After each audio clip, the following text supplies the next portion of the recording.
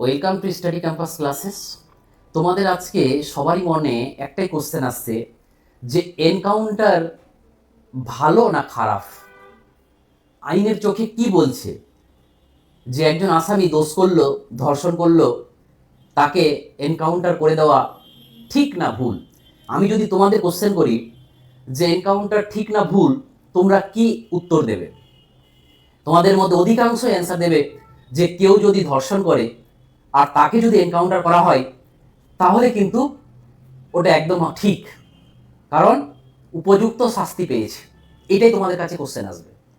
কিন্তু আজকের বাজারে বারুইপুর কাণ্ডে যে এনকাউন্টার হয়েছে, আমরা কিন্তু খুব সোশ্যাল মিডিয়াতে দুটো ভাগ হয়ে গেছে। কেউ বলছে যে এনকাউন্টার করেছে মুখ্যমন্ত্রী, বলেছিল, কথা দিয়েছিল, কথা রেখেছে। কিন্তু কেউ বলছে যে না, এটা আইনের চোখে খারাপ। তো তোমাদের মধ্যেও অধিকাংশের মধ্যে আজকে আছে যে হ্যাঁ এনকাউন্টার ভালো নয়, আর কেউ বলছে হ্যাঁ এনকাউন্টার ঠিক করেছে। বাট আমি তোমাদেরকে দুটো এক্সাম্পল, দুটো উদাহরণের মাধ্যমে বোঝাবো।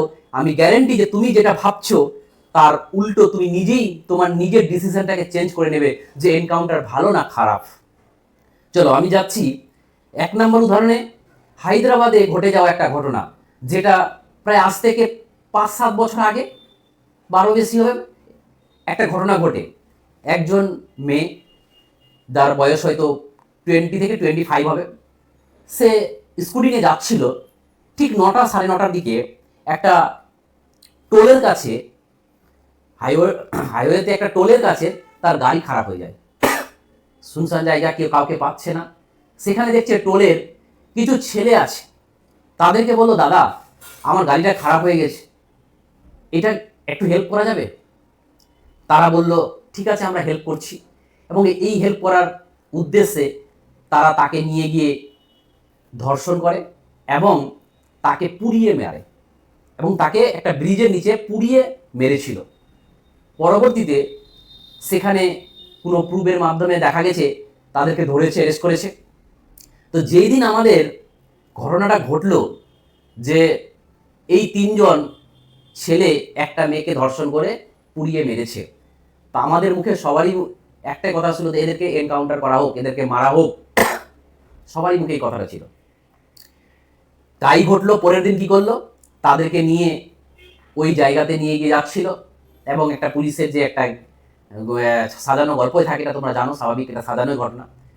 পুলিশ বলে যে আমাদের পিস্তল নিয়ে ভেগে যাচ্ছিল, আমরা পাল্টা তাকে কি করেছি, গুলি করে দিয়েছি নিজের যান বাঁচানোর জন্য। এটা একটা গল্প থাকে, এবং সেই জিনিসটা কিন্তু হায়দ্রাবাদে হয়েছিল। 3জনকেই মেরে দেওয়া হয়। এবার পরের দিন পেপারে যখন হেডলাইনটা আসলো না, যে 3 ধর্ষককে এনকাউন্টার করা হয়েছে, গোটা দেশ আনন্দে, গোটা দেশ নয়, কিছু লোক খুব আনন্দে। আমিও প্রথমে আনন্দ পেয়েছিলাম যে না, সেটা খুব ভালো করলো, ধর্ষণ করেছিল তাদের উপযুক্ত সাজা হলো। বাস, এটা একটা উদাহরণ। বাস, ওর কেস কমপ্লিট, চ্যাপ্টার ক্লোজ। 2 নম্বর উদাহরণ হচ্ছে হরিয়ানার গুরুগ্রামে একটা ঘটনা ঘটে। সেখানে কি ঘটে, একটা ইংলিশ মিডিয়াম স্কুল, নামি দামি সুনাম যুক্ত স্কুল, সেখানে একটা ক্লাস 5-এর মেয়ে বাথরুমে মার্ডার হয়েছে। আমরা তো প্রথম দিন শুনে অবাক হয়ে গেলাম, কে করলো এই কাজ। পরের দিন দেখছি যে মেয়েটা যে বাসে আসতো, তার কন্ট্রাক্টর পুলিশ ধরে নিয়ে যাচ্ছে, আর কন্ট্রাক্টর স্বীকার করছে যে হ্যাঁ আমি কাজটা করেছি, আমি দুষ্কর্ম কাজটা করেছি, আমি মার্ডারটা করেছি। আমরা কি বললাম যে ওই লোকটাকে এনকাউন্টার করা হোক, কারণ ও তো নিজেই স্বীকার করছে যে আমি করেছি। খুব ভালো লাগলো, আমরা খুব বললাম যে একে করা হোক, এনকাউন্টার করা হোক। কিন্তু এনকাউন্টার করা হয়নি। ওটা কি হয়েছিল, তার বাবা মা, বাচ্চাটার বাবা মা ছিল শিক্ষিত, এবং এটাই রিয়াল শিক্ষিত ছিল। তার বাবা মা বলল যে ঠিক আছে উনি করেছে, আমরা এর সিবিআই তদন্ত চাইছি। এর সিবিআই তদন্ত কেন চাইছি, যদি আরও কিছু থাকে আমরা জানতে চাই। তার সিবিআই তদন্ত হয়। সিবিআই তদন্ত হয়ে দেখা যাচ্ছে কি, যে ওই স্কুলের একজন প্রভাবশালী ব্যক্তির ছেলে ক্লাস 11-এ পড়ে, সেই ঘটিয়েছে ঘটনাটা। ঘটনা ঘটার পর বাবাকে ফোন করেছে, বাবা বলছে যত টাকা লাগবে স্কুলের টিচারদেরকে বলেছে বা পুলিশকে বলেছে যত টাকা লাগবে এই ঘটনাকে ধামাচাপা দেওয়া হোক। তারা তাই করেছে। একজন কন্ট্রাক্টর নিরীহকে এমন মার মেরেছে, ও মারের ভয়ে বলেছে যে হ্যাঁ আমি করেছি। তো এমনকি ওই কন্ট্রাক্টরের স্পাইনাল কর্ডটা ভেঙে দিয়েছিল, এখনো দাঁড়াতে পারে না।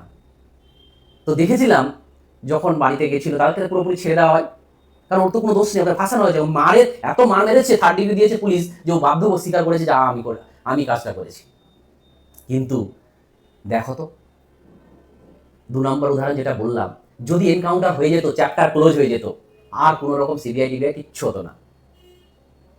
ঠিক চলে যাচ্ছি আমি প্রথম 1 নম্বর উদাহরণে, হায়দ্রাবাদের ঘটনাতে। হায়দ্রাবাদের ঘটনাতে আমাদেরকে যা দেখিয়েছে তাই তো আমরা দেখেছি না।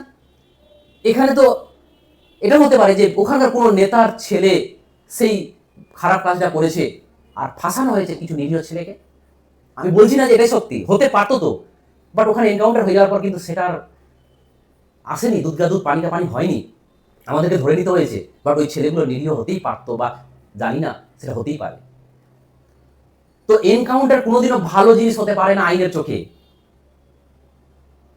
আমাদের মনের সান্ত্বনা। কেন বলছি? কাল বারুইপুরের ঘটনাতে যে ছেলেটা আমরা দেখলাম যে লাশটা যেখানে পাওয়া গেছে জলের মধ্যে, সেই দেখাচ্ছে এবং তারা আর্গুমেন্ট করছে কে চুরি, মানে কে করেছে না করেছে। তাহলে যেখানে আমরা তার কাছ থেকে কিছু এভিডেন্স পাচ্ছি, তাকে কেন মার্ডার করা হলো? তাহলে কিন্তু সেখানে কিন্তু কিছু তথ্য আমরা কিন্তু পাবো না। কেন? ওকে আজকে মেরে দিলাম, এমনও হতে পারে আজকে ও স্বীকার করেনি, 2 দিন পর আরো কিছু তথ্য আমাদেরকে দিত। তাহলে এখানে কিন্তু এই এনকাউন্টারটাকে আমাদের সাপোর্ট করা উচিতই না। সেটা সরকার আইন করে হোক, যে করে হোক, তাকে ফাঁসি দিবে। যদি সরকার তাকে সাজা দেওয়ার জন্য আদালত আছে, পুলিশ কোনো আদালত নয়। এটা আমাদের মনের সান্ত্বনার, কিন্তু আইনের চোখে ভালো নয়। যদি পুলিশ বলে দেয় কোর্ট যে হ্যাঁ এই ধর্ষক, তাকে তুমি এনকাউন্টার করো, সেটা সাপোর্ট করতে পারি আমরা। কিন্তু আইনের চোখে যেটা কেসটা এখনই কিছু হলো না, তাকে মেরে দিল। তো তোমরা কমেন্টে লিখবে যে এনকাউন্টারটা ঠিক না ভুল। আমি তোমাদেরকে দুটো উদাহরণের সমেত আমি আমাদের ওয়েস্ট বেঙ্গলের সিচুয়েশনটাকে তুলে ধরার জন্য তোমাদের উদাহরণের মাধ্যমে বোঝালাম। যদি তোমাদের ভালো লাগে অবশ্যই লাইক শেয়ার কমেন্ট করবে। আর যদি তোমাদের মনে কোনো বক্তব্য থাকে যে এনকাউন্টার সত্যিকারে ভালো সমাজ আইনের চোখে না খারাপ, তাহলে আমরা যখন সংবিধান মানছি, তাহলে আমাদের আইনটা দেখা উচিত। আর আইন দেখা উচিত মানে যতক্ষণ না আমাদের কেসটা কমপ্লিট হয় ততক্ষণ কাউকে এনকাউন্টার করা উচিত নয়। থ্যাংক ইউ, ভালো লাগলে শেয়ার করবে। টাটা।